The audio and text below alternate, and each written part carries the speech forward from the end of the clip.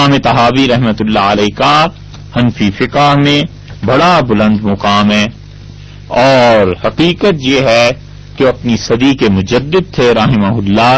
بہت بڑے کام انہوں نے کیے ہیں، اور ایک ان کی کتاب جو عقیدے پہ انہوں نے لکھی ہے امام طحاوی رحمۃ اللہ علیہ نے، وہی بہت بڑی چیز ہے، بہت بڑے درجے کے فقیہ اور محدث ہیں، اور انہوں نے تحقیق سے یہ بات لکھی ہے کہ ابو حنیفہ رحمۃ اللہ علیہ کے مسلک کے مطابق عصر کی نماز میں تاخیر اس وقت تک مستحب ہے کہ مغرب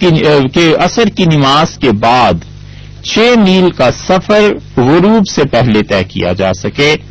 علامہ بدر الدین عینی رحمۃ اللہ علیہ نے صحیح بخاری کی شرح میں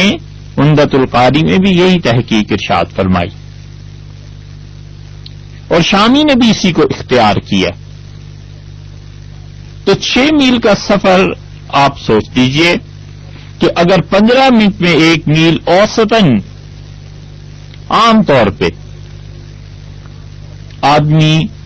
اگر زیادہ تیز اور بالکل سست رفتار سے نہ چلے اور اوسطاً 15 منٹ مان لیا جائے تو یہ کتنے منٹ ہو جائیں گے؟ 90 منٹ۔ تو 90 ہو جائیں گے تو اس کا مطلب ہوا 1.5 گھنٹہ۔ تو مغرب کی نماز سے 1.5 گھنٹہ پہلے عصر پڑھ لی جائے، یہ احناف کے نزدیک مستحب وقت ہے،